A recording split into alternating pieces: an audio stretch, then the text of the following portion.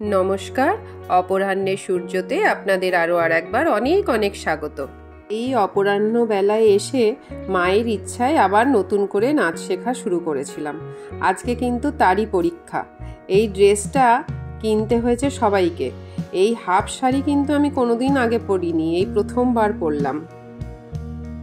আগে সাজের সরঞ্জাম বলতে ময়েশ্চারাইজার, কাজল, লিপস্টিক, টিপ, এর বাইরে আমার কিন্তু কিছুই ছিল না। এখন নাচের সাজের জন্য সব সরঞ্জাম কিনতে হয়েছে। এই যে ঠাকুর প্রণাম করে রওনা হলাম।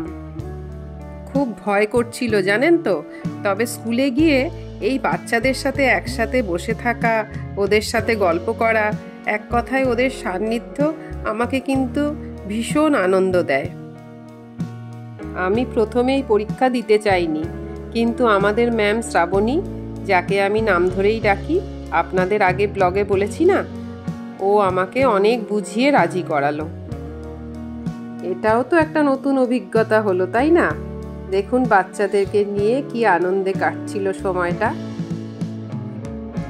দেখুন আমি কোথায় উঠে বসে আছি। বাচ্চারা বসেছে বেঞ্চে, আমি বসেছি টেবিলে। ওই ছোট ছোট বেঞ্চে কি আমার জায়গা ধরে? যখন প্রথম স্কুলে গেছিলাম তখন এই বাচ্চাগুলোকে দেখে খুব লজ্জা লাগতো, কিন্তু এখন সেটা অভ্যেস হয়ে গেছে, মজাই লাগে বরং। ঐশী, আমাদের ম্যামের মেয়ে, কি সুন্দর নাচে দেখুন, কি সুন্দর এক্সপ্রেশন। আমি মুগ্ধ হয়ে দেখি ওর নাচ। এরপর আমার পালা।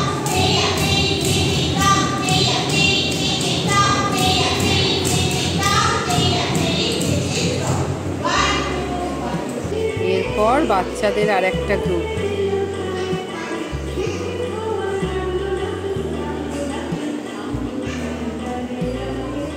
এরপর আমাদের রবীন্দ্র নৃত্য।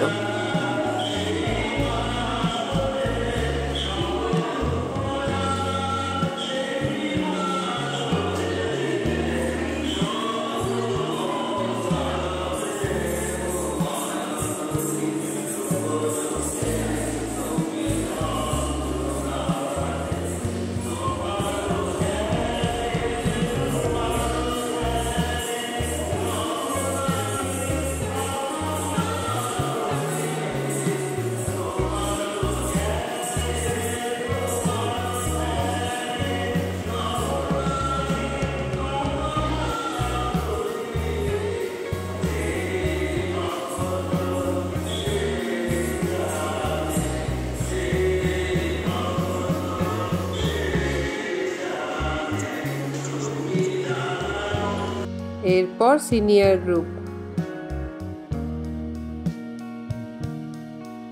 এবার ভারতনাট্যম।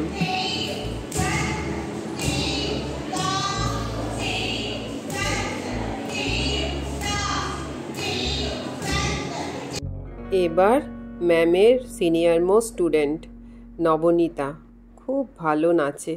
শুনেছিলাম ওর সেদিন খুব শরীর খারাপ ছিল, 101-এর ওপরে জ্বর নিয়েও নাচছিল, কিন্তু দেখে বোঝার উপায় নেই।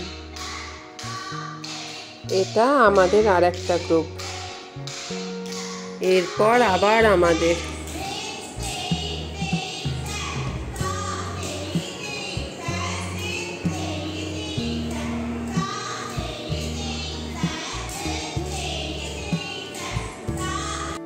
এই পড়ন্ত বেলায় এই দিনটা আমার জীবনে আসবে আমি কখনোই ভাবিনি।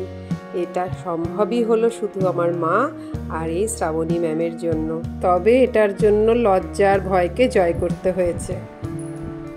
রেজাল্টও বেরিয়ে গেল, মাকেই প্রথম দেখাতে নিয়ে গেলাম।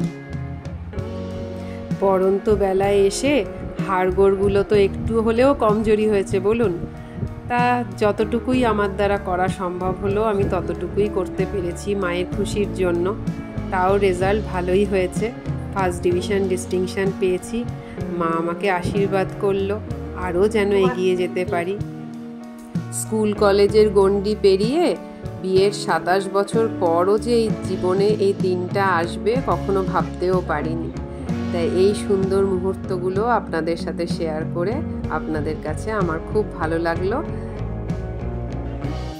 আজকের মতো এতটুকুই। দেখা হচ্ছে পরের ব্লগে।